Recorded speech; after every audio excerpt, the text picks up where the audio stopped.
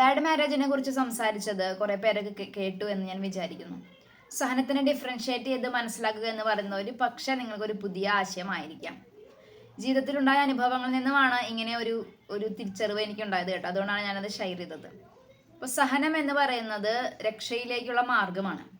നമ്മുടെ ജീവിതവുമായി ബന്ധപ്പെട്ട് ഒരുപാട് രഹസ്യങ്ങളുണ്ട്. നമ്മുടെ ഒരു ശുദ്ധീകരണ പ്രക്രിയ ഭൂമിയിൽ നടക്കുന്നുണ്ട്.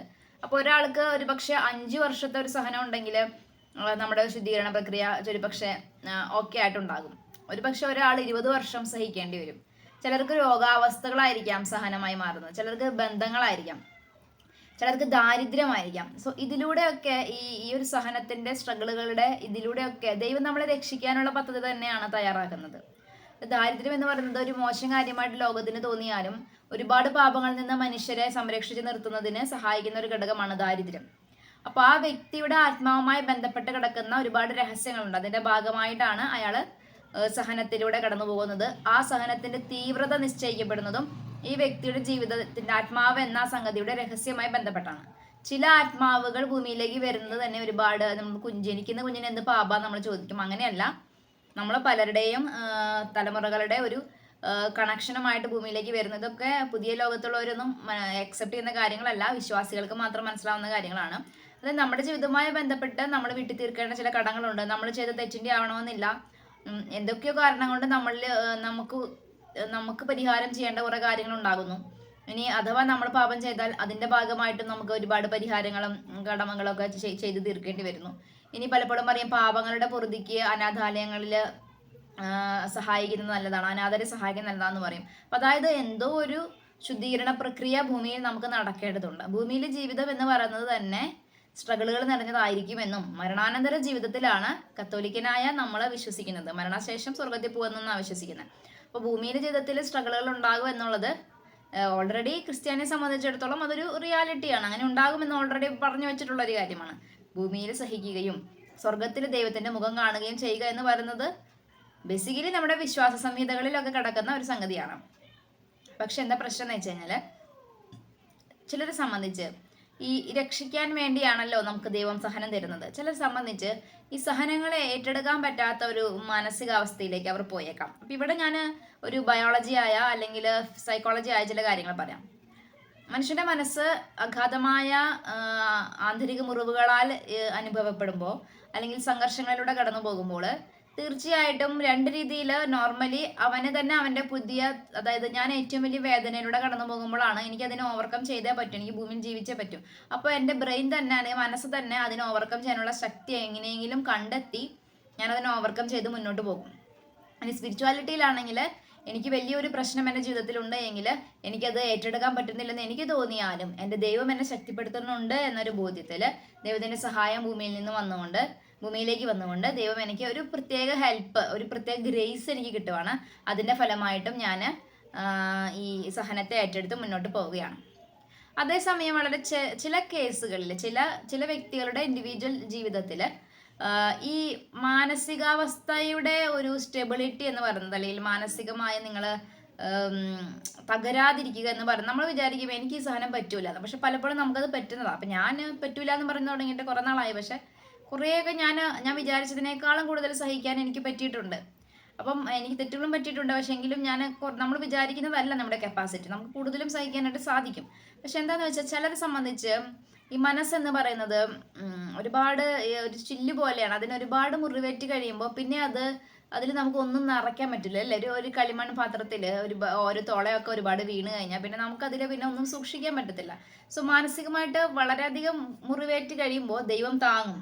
ഞാൻ പറയുന്നു, ദൈവം താങ്ങും, ദൈവം സംരക്ഷിക്കും, ദൈവം ശക്തിപ്പെടുത്തും. മരണം വരെയും സഹിക്കാനുള്ള കൃപയൊക്കെ ദൈവം ചിലർക്ക് കൊടുക്കുന്നുണ്ട്. അത് അവർക്ക് കിട്ടിയിട്ടുള്ളവർക്ക് അത് സഹിക്കാനായിട്ട് പറ്റുന്നുണ്ട്. പക്ഷെ ചിലരെ സംബന്ധിച്ചിടത്തോളം മെൻ്റൽ സ്റ്റെബിലിറ്റി നഷ്ടപ്പെടുക, താൻ ആരാണെന്ന് പോലും മറന്നു പോകുന്ന ഒരവസ്ഥ, ഈ ഭർത്താവിൻ്റെ നിരന്തരമായ പീഡനങ്ങൾ മൂലം മാനസിക നില തെറ്റി താൻ ആരാണെന്ന് പോലും തിരിച്ചറിയാതെ തെരുവുകളിലൂടെ ഓടി നടന്ന ഒരു സ്ത്രീയെക്കുറിച്ച് പറഞ്ഞ് ഞാനിങ്ങനെ കേട്ടിട്ടുണ്ട്. അപ്പം ആ ഒരു സ്റ്റേജിലേക്കൊക്കെ പോകുന്ന മനുഷ്യരും ഉണ്ട്. അത് പുരുഷന്മാരും ഉണ്ടാകും, സ്ത്രീകളും ഉണ്ടാകും. ചിലർക്ക് അത് ഓക്കെയാണ്. ഇപ്പം എനിക്കൊരു പുരുഷനെ അറിയാം, ഒരു ചേട്ടനെ അറിയാം. ആ ചേട്ടൻ്റെ ഭാര്യ വളരെ സ്ട്രിക്റ്റ് ആയിട്ട് എപ്പോഴും നിരന്തരമായിട്ട് ആ ചേട്ടനെ ഇങ്ങനെ കുറ്റപ്പെടുത്തിക്കൊണ്ടേയിരിക്കുന്ന ഒരാളാണ്. അതിന്റെ ഭാഗമായിട്ട് പുള്ളിയെ മാനസികമായി വളരെയധികം ബാധിക്കപ്പെട്ടു. അദ്ദേഹത്തിന് ഒന്നും വ്യക്തിപരമായി ചെയ്യാൻ കഴിയാതെ വളരെ ഒരു ദുർബലനായ മനുഷ്യനായിട്ട് അദ്ദേഹം ജീവിക്കുകയാണ്. പക്ഷെ അദ്ദേഹം ജീവിക്കുന്നുണ്ട്. അദ്ദേഹത്തിൻ്റെതായ രീതിയിൽ അത് ജീവിക്കുന്നുണ്ട്. അദ്ദേഹത്തിന് കുഴപ്പമില്ല. അതായത് മാനസിക നില തെറ്റുന്ന ഒരു അവസ്ഥയൊന്നും പുള്ളി എത്തിയിട്ടില്ല. പുള്ളി കുറച്ച് ഡിസ്റ്റർബ്ഡ് ആണ്. പക്ഷെ പുള്ളി അത് അങ്ങ് ഏറ്റെടുത്ത് അങ്ങ് മുന്നോട്ട് പോകുന്നുണ്ട്. അതുപോലെ തന്നെയുള്ള സ്ത്രീകളുണ്ട്. എത്ര ശരിയല്ലാത്ത പാർട്ട്ണർ ആണെങ്കിലും അതിനൊക്കെ അങ്ങ് ഏറ്റെടുത്ത് മുന്നോട്ട് പോകുന്നവരുണ്ട്. അപ്പോൾ നിങ്ങൾക്ക് ഒരു റിയാലിറ്റി എന്ന് പറയുന്നത് ദർ ഈസ് നോ എക്സിറ്റ് എന്നുള്ളതാണ്. ഒരു എൻട്രൻസ് മാത്രമാണ് മിക്കപ്പോഴും 98% ഒരു അകത്തേക്ക് പ്രവേശിക്കാം, റിലേഷൻഷിപ്പുകളിലേക്ക് നമുക്ക് കയറി ചെല്ലാം. പക്ഷെ അവിടെ എന്തൊക്കെ ഉണ്ടെങ്കിലും അത് സഹിച്ച് അഡ്ജസ്റ്റ് ചെയ്ത് നമ്മുടെ കുറവുകളും നമുക്കുണ്ടെന്ന് മനസ്സിലാക്കി ഇനി നമ്മളെ കൊണ്ട് പറ്റുന്നില്ലെന്ന് തോന്നിയാൽ പ്രാർത്ഥിച്ച് ദൈവത്തിൽ നിന്ന് ശക്തി സ്വീകരിച്ച് നമ്മൾ പിന്നെയും ആ കുരിശെടുത്ത് മുന്നോട്ട് പോകണം എന്ന് തന്നെയാണ് ഒരു ദൈവഹിതം എന്ന് പറയുന്നത്. പക്ഷെ ചില കേസുകളിൽ ഞാൻ പറഞ്ഞു വരാം, ബ്രെയിനിനെ മാരകമായി ബാധിക്കുന്ന അവസ്ഥയിൽ ന്യൂറോളജി എന്ന് പറയുമല്ലോ, ഞരമ്പുകളെ നമ്മുടെ സ്ട്രെസ് ബാധിക്കാൻ തുടങ്ങും. ഈ സ്ട്രെസ് ഹൈപ്പർ വിജിലൻസ് എന്നൊക്കെ പറയും. ചില വ്യക്തികളുടെ കൂടെ ജീവിക്കുമ്പോൾ നമ്മൾ ഇപ്പം എന്താ സംഭവിക്കുക, ഇദ്ദേഹം തന്നെ അടിക്കുമോ, ഇയാൾ വന്ന് തന്നെ ഉപദ്രവിക്കുമോ, ഇനി എന്താ എന്നെ ചെയ്യാൻ പറഞ്ഞു, ഇനി എന്താ എന്നെ പറയാൻ പോകുന്നത്, അങ്ങനെ ഹൈപ്പർ വിജിലൻ്റ് ആയിരിക്കുക, എപ്പോഴും ഹൈപ്പർ വിജിലൻ്റ് ആയിരിക്കുക, എപ്പോഴും ഭയന്ന് ജീവിക്കേണ്ടി വരിക. ഇങ്ങനത്തെ പിന്നെ അവനവനെ തന്നെ ഒരു സപ്പോർട്ട് ചെയ്യാൻ പറ്റാത്ത, ഒരു സ്റ്റെബിലിറ്റി ഇല്ലാത്ത, എന്താ ചെയ്യുന്നതെന്ന് ഒരു പിടുത്തം കിട്ടാത്ത ഒരു അവസ്ഥയിലേക്ക് നമ്മുടെ മൈൻഡ് പോവാം. പിന്നെ മറന്നു പോവുക, കാര്യങ്ങളൊക്കെ മറന്നു പോകും, ഒന്നും ഓർത്ത് വയ്ക്കാൻ പറ്റും. ഒരു സാധനം എവിടെ വെച്ചിട്ട് ആ സാധനം എവിടെയോ വെച്ചതെന്ന് പോലും ഓർത്ത് വയ്ക്കാൻ പറ്റുന്നില്ല. ഇതൊക്കെ ഒരു സൈഡ് എഫക്റ്റ് ആണ്, നമ്മുടെ മനസ്സ് ബാധിക്കപ്പെടുന്നതിൻ്റെ ഒരു സൈഡ് എഫക്ട്സ് ആണ് ഇതൊക്കെ. പിന്നെ ഫോക്കസ് ചെയ്യാൻ പറ്റാതിരിക്കുക, ഒരു കാര്യം കൊടുത്തിട്ട് ഇതിൽ ശ്രദ്ധിക്കാൻ പറ്റുന്നത്. ഇപ്പോൾ ഒരാൾ ഒരു സെൻറ്റൻസ് പറഞ്ഞു കഴിഞ്ഞാൽ അത് നമുക്ക് മനസ്സിലാവാനും ശ്രദ്ധിക്കാനും കോൺസെൻട്രേഷൻ പോകുന്ന അവസ്ഥ. സോ ഇതൊക്കെ ഡിപ്രഷൻ്റെ ചില ലക്ഷണങ്ങളാണ്. സന്തോഷമില്ലാത്ത അവസ്ഥ, സമാധാനമില്ലാത്ത അവസ്ഥ, ഇതൊക്കെ.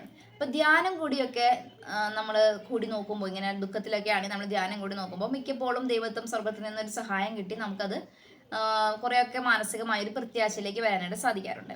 ഇങ്ങനെയല്ല നിങ്ങൾ സൈക്കോളജിക്കൽ കൗൺസിലിങ്ങിൽ കൂടുവാണെങ്കിലും നിങ്ങൾക്ക് കുറേയൊക്കെ ഒരു ആശ്വാസം കിട്ടി നിങ്ങൾക്ക് ഒരു മെൻ്റലി ഹെൽപ്പ് ചെയ്ത് മുന്നോട്ട് പോകാൻ സാധിക്കാറുണ്ട്. പക്ഷേ എല്ലാം നിങ്ങൾ ട്രൈ ചെയ്തു, പക്ഷെ നിങ്ങൾക്ക് പറ്റുന്നില്ല എന്ന് വിചാരിക്കാം. അപ്പോൾ ഹൈപ്പർ വിജിലൻസ് അല്ലെങ്കിൽ ഇത്തരം മെൻ്റൽ സ്ട്രഗിളുകളുടെ ഭാഗമായിട്ട് ന്യൂറോളജി, നമ്മുടെ തലച്ചോറിന് ഞരമ്പുകൾ വളരെയധികം സ്ട്രെസ്ഡ് ആയിരിക്കുക, അത് നമുക്ക് ഷോൾഡർ പെയിൻ വരിക, അതായത് നമ്മൾ വിജിലൻ്റ്, നമുക്ക് പലതരം ഫിസിക്കലി നമ്മളെ എഫക്റ്റ് ചെയ്യുന്ന സ്ട്രെസ് ഉണ്ട്. ഇപ്പോൾ ആങ്സൈറ്റി, സ്ട്രെസ് എന്തൊക്കെയാണ് നമ്മുടെ ഫിസിക്കൽ ബോഡിയെ, പല അവയവങ്ങളെയൊക്കെ അത് ബാധിച്ച് തുടങ്ങും. നമ്മുടെ തന്നെ ഡേ ടു ഡേ ലൈഫിനെ അത് ബാധിച്ച് തുടങ്ങും. അങ്ങനെ വല്ലാത്ത ഒരു ഹോപ്പ്ലെസ് സിറ്റുവേഷനിലേക്ക് നിങ്ങൾ പോകുവാണ്. ഡിപ്രഷൻ്റെ ഏറ്റവും മാരകമായ സ്റ്റേജ് എന്ന് പറയുന്നത് സൂയിസൈഡാണ്. അപ്പോൾ സൂയിസൈഡ് എന്ന് പറയുന്ന തോട്ടൊക്കെ നിങ്ങൾക്ക്, സൂയിസൈഡ് തോട്ടം ഉണ്ടാവാത്ത മനുഷ്യരില്ല. ദുഃഖം, നിരാശ വരുമ്പോൾ സൂയിസൈഡ് തോട്ടം വരും. അത് പൈശാചികമാണ്, അത് പൂർണ്ണമായും തെറ്റാണ്, ഒരിക്കലും അത് ചെയ്യാൻ പാടില്ല, അത് തെറ്റ് തന്നെയാണ്. പക്ഷേ നമ്മളായിട്ട് ചിന്തിച്ചു കൂട്ടുന്നതല്ല. ഒരു ഹോപ്പ്ലെസ് എന്നൊരു ഇതിലേക്ക് വരുമ്പോൾ അതങ്ങനെ ഓട്ടോമാറ്റിക്കലി വരും. അത് വരുന്നതും ഓക്കെയാണ്.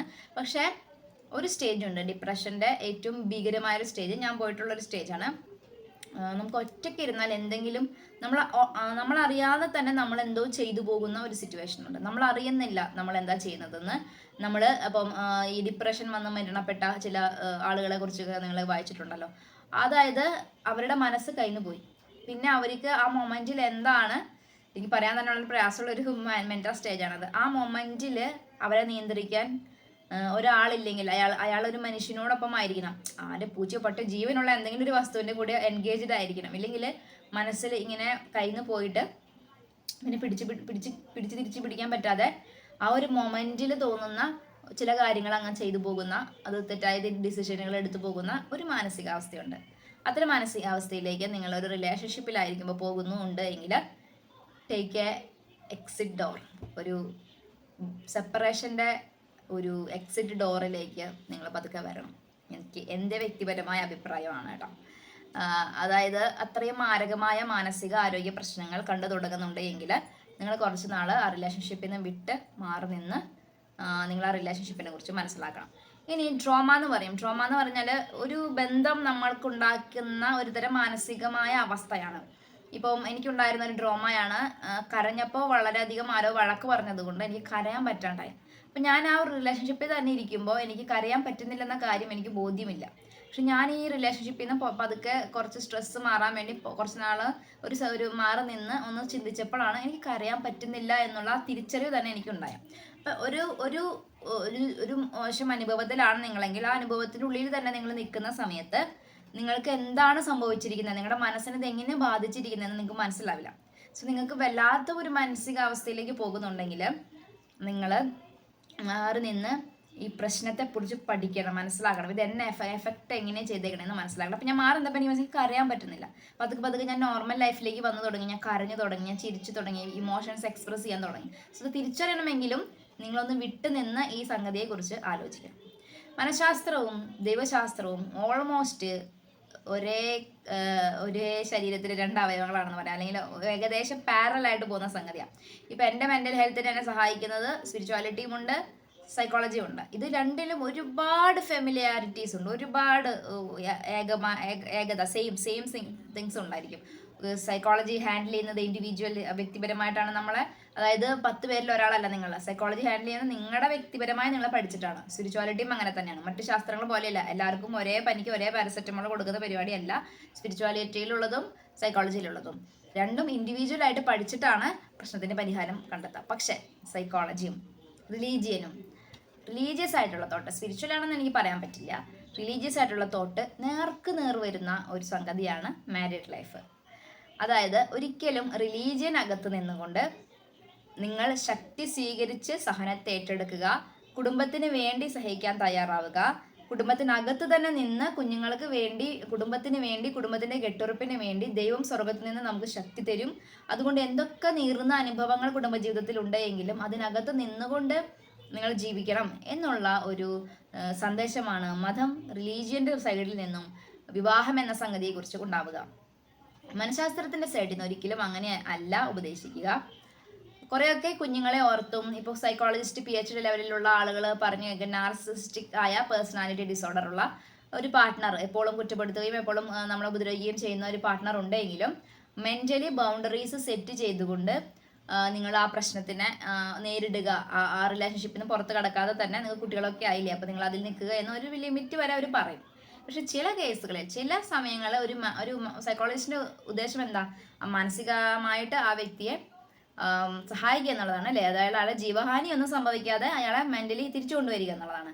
അങ്ങനെയുള്ള ചില സമയത്ത് റിലീജിയൻ പറയുന്നതും സ്പിരിച്വാലിറ്റി പറയുന്നതും രണ്ടും രണ്ടാണ്. അപ്പം അത് ഏതെടുക്കണം എന്നുള്ളത് നിങ്ങളുടെ വ്യക്തിപരമായ ഡിസിഷൻ ആയിരിക്കണം. അവനവൻ്റെ ജീവിതത്തിൻ്റെ റെസ്പോൺസിബിലിറ്റി സ്വയം ഏറ്റെടുക്കുക. എന്നിട്ട് എനിക്ക് എന്താണ് ശരിയെന്ന് തോന്നുന്നത് ആ കാര്യങ്ങൾ, അത് എൻ്റെ ജീവിതമാണ്, അത് അവർ പറഞ്ഞിട്ട് ഞാൻ എടുത്തു, ഇവർ പറഞ്ഞ സൈക്കോളജിസ്റ്റ് പറഞ്ഞിട്ട് ഞാൻ എടുത്തു, സുശേഷം പറയുന്ന ആൾ പറഞ്ഞിട്ട് ഞാൻ എടുത്തു എന്നല്ല, എൻ്റെ ജീവിതത്തിൽ ഞാൻ അനുഭവിക്കുന്നത് എന്താണെന്ന് എന്നോട് തന്നെ ഞാൻ ചോദിച്ചിട്ട് ഒരു ഡിസിഷൻ എടുക്കുക. ജീവിതം നിങ്ങളുടെ വ്യക്തിപരമായ യാത്രയാണ്. എന്തെങ്കിലും ഒരു നഷ്ടം നിങ്ങൾക്കുണ്ടായാൽ ആ നഷ്ടം നിങ്ങളുടെ മാത്രം നഷ്ടമായിരിക്കും. സൈക്കോളജിസ്റ്റിനൊന്നും നഷ്ടപ്പെടാൻ പോകുന്നില്ല, സുശേഷം പറഞ്ഞ ആൾക്കൊന്നും, പറയുന്ന ആൾക്കൊന്നും നഷ്ടപ്പെടില്ല. സുശേഷം എന്ന് പറയുന്നത് ദൈവത്തിൽ നിന്ന് വരുന്നതാണ്. അതുകൊണ്ട് തന്നെ ദൈവത്തിൽ നിന്ന് വരുന്ന കാര്യങ്ങൾ എന്ന് പറയുന്നത് മനുഷ്യനെ സഹായിക്കാൻ പ്രാപ്തമാണ്. അതിൽ തെറ്റുപറ്റാനുള്ള സാധ്യതയും കുറവാണ്. പക്ഷെ ചില റിലീജിയന് ചില കാര്യങ്ങൾ അങ്ങനെയാ പറയാൻ സാധിക്കൂ. കാരണം അതങ്ങനെയാണ്, അതിൻ്റെ ഒരു ചിട്ടാവട്ടങ്ങൾ അങ്ങനെയാണ്, അതിനങ്ങനെ പറയാൻ സാധിക്കും. സോ എത്ര ബാഡ് മാരേജിലാണ് നിങ്ങളെങ്കിലും നിങ്ങളെ കൊണ്ട് സഹിക്കാൻ പറ്റുന്നില്ല എന്ന് പറഞ്ഞാലും ദൈവം നിങ്ങളെ ശക്തിപ്പെടുത്തുമെന്നും നിങ്ങൾക്ക് സഹിക്കാൻ സാധിക്കുമെന്നും നിങ്ങൾ ആ ബന്ധത്തിൽ തന്നെ ആയിരിക്കണമെന്ന് മാത്രമേ റിലീജിയന് പറയാനായിട്ട് സാധിക്കുള്ളൂ. അതാണ് അതിൻ്റെ നിയമം. പക്ഷേ മാനസികമായി നിങ്ങൾ ഒരുപാട് സ്ട്രഗിൾ ചെയ്യുകയും നിങ്ങൾക്ക് നിയന്ത്രിക്കാൻ പറ്റാത്ത വിധം ആത്മഹത്യാ പ്രവണതകളും നിങ്ങളുടെ മനസ്സ് കൈവിട്ടു പോകുന്ന ഒരു സ്റ്റേജിലേക്കൊക്കെ നിൽക്കുമ്പോൾ എൻ്റെ ഇതുവരെയുള്ള ജീവിതാനുഭവങ്ങളിൽ നിന്നും ഇതുവരെയുള്ള എൻ്റെ ആത്മീയ യാത്രയിൽ നിന്നും, മതപരമായ സ്പിരിച്വാലിറ്റിയിൽ നിന്നുമല്ല, പ്രാപഞ്ചികമായ സ്പിരിച്വാലിറ്റി എന്നത്, ആത്മീയത എന്നത് ഒരു പൊതു സംഗതിയാണ്. അത് മതത്തിനകത്ത് ഒതുങ്ങി നിൽക്കുന്നത് മാത്രമല്ല. അപ്പം എൻ്റേത് ഒരു സ്പിരിച്വൽ ജേണിയാണ്. ഞാൻ റിലീജിയസ് ആയ ഒരാളെ എന്നതിനേക്കാൾ ഉപരി ഞാൻ സ്പിരിച്വാലിറ്റിയെ ബിലീവ് ചെയ്യുന്ന ഒരാളാണ്. ഒരു ദൈവം എന്ന് പറയുന്ന വലിയ ഒരു അനുഭവത്തെയാണ് അതെല്ലാ മനുഷ്യനും എക്സ്പീരിയൻസ് ചെയ്യാമെന്നുള്ളൊരു തോട്ടിൽ വിശ്വസിക്കുന്ന ഒരാളെന്ന നിലയിൽ ഐ വിൽ പ്രിഫർ നിങ്ങളതിന് കുറച്ച് മാറി നിന്ന് ആ റിലേഷൻഷിപ്പിനെ മാറി നിന്നുകൊണ്ട് നിങ്ങളുടെ മെൻ്റൽ സ്റ്റെബിലിറ്റി വീണ്ടെടുക്കണം. നിങ്ങൾ മനസ്സ് കൈവിട്ടു പോയി എന്തെങ്കിലും ഒരു മോശം അനുഭവത്തിലേക്ക് എത്തുന്നതിനേക്കാളും നല്ലത് നിങ്ങളുടെ ആ വേദന തരുന്ന, ബുദ്ധിമുട്ട് തരുന്ന ആ റിലേഷൻഷിപ്പുകളിൽ നിന്നും കുറച്ച് നേരത്തേക്ക് വിട്ടു നിന്നുകൊണ്ട് നിങ്ങളുടെ മെൻ്റൽ സ്റ്റെബിലിറ്റി വീണ്ടെടുക്കുക. ഇനി മെന്റൽ സ്റ്റെബിലിറ്റി വീണ്ടെടുക്കുമ്പോൾ സൈക്കോളജി അറിയാവുന്ന, സ്പിരിച്വാലിറ്റി അറിയാവുന്ന, റിലീജിയനെ മാനിക്കുന്ന ഒരാളെന്ന നിലയിൽ എനിക്ക് പറയാനുള്ളത്, ഇപ്പം എനിക്ക് മെന്റൽ സ്റ്റെബിലിറ്റി കിട്ടുന്നില്ല, എൻ്റെ മനസ്സിങ്ങനെ കൈവിട്ട് പോവാണ്. പക്ഷെ ഞാൻ കുറച്ച് നാൾ മാറി നിന്നു, ഞാൻ പ്രാർത്ഥിച്ചു, ഞാൻ അല്ലെങ്കിൽ ധ്യാനത്തിന് പോയി, അല്ലെങ്കിൽ ഞാൻ കുറച്ച് നാൾ വിട്ട് നിന്നപ്പോൾ എനിക്ക് തോന്നി ഓക്കെ ഇതെനിക്ക് ഫേസ് ചെയ്യാൻ പറ്റും എന്നെനിക്ക് തോന്നി, ഇത് അക്സെപ്റ്റ് ചെയ്യാൻ പറ്റും, എനിക്ക് ഏറ്റെടുക്കാൻ പറ്റും, ഈ കുരിശ് എനിക്ക് എടുക്കാം എന്നെനിക്ക് തോന്നിയാൽ തീർച്ചയായിട്ടും നിങ്ങൾ ആ റിലേഷൻഷിപ്പിലേക്ക് മടങ്ങി പോവുക. എന്നിട്ട് ആ കുരിശെടുത്ത് ആ റിലേഷൻഷിപ്പിൽ തന്നെ ആയിരുന്നു കൊണ്ട് ആ സഹനത്തിനെയും സഫറിങ്ങിനെയൊക്കെ ഏറ്റെടുത്തുകൊണ്ട് മുന്നോട്ട് പോകാം. പക്ഷെ നിങ്ങൾക്ക് സപ്പോസ് തോന്നുവാണ് ഇത് എന്നെക്കൊണ്ട് ഇത് അല്ല എന്ന് തോന്നുന്ന വളരെ റെയറായിട്ട് തന്നെ തോന്നുന്നു. കാരണം കർത്താവ് യോജിപ്പിച്ചത് കർത്താവ് ഒരിക്കലും വേർപിരിയാൻ അനുവദിക്കുന്നില്ല, ആഗ്രഹിക്കുന്നില്ല. അപ്പം ഏതെങ്കിലും പക്ഷെ ചില സമയങ്ങളിൽ ചില മനുഷ്യർ ധിക്കാരം കൊണ്ട് ദൈവത്തിന് പോലും രക്ഷിക്കാൻ പറ്റാത്ത ഒരു മാനസികാവസ്ഥയിൽ ചെന്നെത്തും. ദൈവം പലതരത്തിൽ അവരെ തിരിച്ചുപിടിക്കാൻ ശ്രമിക്കും. രോഗങ്ങൾ നൽകിയും സാമ്പത്തിക പ്രതിസന്ധി നൽകിയും അവരെ മാനസികമായിട്ടല്ല അവർക്ക് ഒരു മനസാന്തരം ഉണ്ടാകാൻ വേണ്ടി ദൈവം എല്ലാ മാർഗം പരീക്ഷിച്ചതിന് ശേഷവും അവർ പിടിവാശി പിടിക്കുകയാണ്, അവർ കൂടുതൽ കഠിന ഹൃദയരായി പോവുകയാണ് എങ്കിൽ ദൈവത്തിന് പോലും അവിടെ ഒന്നും ചെയ്യാൻ പറ്റാത്ത സിറ്റുവേഷൻ ഉണ്ടാകും. ആ സമയത്ത് അവിടെ ഇരയാകുന്ന വിക്ടിമാകുന്ന വ്യക്തിയെയാണ് ദൈവത്തിന് കരുതാനായിട്ട് സാധിക്കുകയുള്ളൂ. അപ്പോൾ ആ സമയത്ത് ഇപ്പം ഡാനിയൽ അച്ഛൻ്റെ കൂടെ നടക്കുന്ന ഒരു ചേട്ടനെ കുറിച്ച് നിങ്ങൾ പറഞ്ഞു കേട്ടിട്ടുണ്ടായിരിക്കും. ഇത്രയധികം ക്രൂരമായിട്ട് ഉപദ്രവിച്ചിരുന്ന ഒരു ചേച്ചിയാണ്. പക്ഷെ ആ ചേട്ടൻ്റെ മാനസാന്തരം ഉണ്ടായി. പക്ഷെ ജീവഹാനി വരെ സംഭവിക്കാവുന്ന ഒരു സിറ്റുവേഷനിലാണ് ആ ചേച്ചി ഉണ്ടായിരുന്നത്. ഒരു വലിയ ദൈവകൃപ പ്രവർത്തിച്ചത് കൊണ്ടാണ് ആ ചേച്ചിക്ക് ഒന്നും അവിടെ സംഭവിക്കാതിരുന്നത്. So it's up to you. അത് നിങ്ങളുടെ ലൈഫായിട്ടാണ് എനിക്ക് തോന്നുന്നത്, നിങ്ങളുടെ ജീവിതമാണ്, നിങ്ങളുടെ തീരുമാനമായിട്ടാണ് എനിക്ക് തോന്നുന്നത്. ഇത് ഒരാൾ ഉപദേശിച്ചത് കൊണ്ട് പറഞ്ഞു തരാൻ പറ്റുന്ന സംഗതിയായിട്ട് എനിക്ക് തോന്നുന്നില്ല. നിങ്ങളുടെ മെന്റൽ ഹെൽത്തിനെ കുറിച്ച് നിങ്ങൾക്ക് അറിയും, നിങ്ങളുടെ മനസ്സ് എന്താ ചിന്തിക്കുന്നതെന്ന് നിങ്ങൾക്ക് അറിയും. സോ അപകടകരമായ ഒരു തീരുമാനം എടുക്കരുത്. ഇതെന്ന് വെച്ചാൽ മെന്റൽ ഹെൽത്ത് വളരെ മോശമായി കഴിഞ്ഞാൽ സംഭവിക്കുന്ന കാര്യം ഒരൊറ്റ സെക്കൻഡിൽ തോന്നുന്ന ഒരു തോട്ടാണ്. ആ തോട്ടിൽ ചെയ്യുന്ന എന്തെങ്കിലും ഒരു പ്രവൃത്തി ആയിരിക്കാം, അത് ബുദ്ധിമുട്ടുണ്ടാക്കും. 2 വയസ്സോ 5 വയസ്സോ ഉള്ളപ്പോൾ അമ്മ നഷ്ടപ്പെട്ടു പോയാൽ, അമ്മ ഇതുപോലെ അപ്പരമായിട്ടുള്ള ഒരു പ്രശ്നത്തിൽ അമ്മ തെറ്റായ തീരുമാനമെടുത്തതിൻ്റെ ഭാഗമായിട്ട് അമ്മ നഷ്ടപ്പെട്ടു പോയ ഒരു പെൺകുട്ടിയെ എനിക്കറിയാം.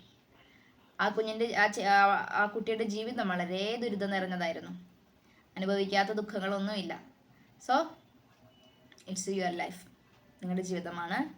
കർത്താവിനോട് പ്രാർത്ഥിക്കുക. ഭാരമുള്ള കുരിശാണ് കർത്താവെ എന്ന് പ്രാർത്ഥിക്കുക. എടുക്കാനുള്ള കൃപ തരണമേ എന്ന് നിലവിളിക്കുക. സഹനത്തിനെ സ്വീകരിക്കാനുള്ള ഒരു മനസ്സ് കാണിക്കുക. നമ്മളെ കൊണ്ട് പറ്റും എന്ന് നിങ്ങൾ തീർച്ചയായിട്ടും നിങ്ങളെ കൊണ്ട് പറ്റാവുന്ന കുരിശൊക്കെ നിങ്ങൾ എടുക്കുക. എത്ര ഭാരമുള്ളതാണെങ്കിലും കർത്താവ് അപ്പുറത്ത് പിടിച്ചിട്ടുണ്ട്, നിങ്ങളെ കൊണ്ട് എടുക്കാൻ പറ്റും, എടുക്കുക. പക്ഷെ നിങ്ങളെയൊക്കെ ഇതിന് അപ്പുറത്തേക്ക് നിങ്ങളുടെ ബ്രെയിനിനെ അത് ഹെൽത്ത് ആയിട്ട് ഫിസിയോളജി എന്നല്ല പറയുന്നത്, പിന്നെ ബയോളജിക്കലി നമ്മുടെ ന്യൂറോളജി നമ്മുടെ നെർവ് സിസ്റ്റത്തെ ബാധിക്കുന്നു, അല്ലെങ്കിൽ നമ്മുടെ ബ്രെയിൻ സിസ്റ്റത്തിനെ ബാധിക്കുന്നു. അങ്ങനത്തെ അതൊരു യാഥാർത്ഥ്യമാണല്ലോ. അതൊക്കെ ശരീര അവയവങ്ങളാണ്, അതിന് നമുക്കൊന്നും ചെയ്യാൻ പറ്റത്തില്ല.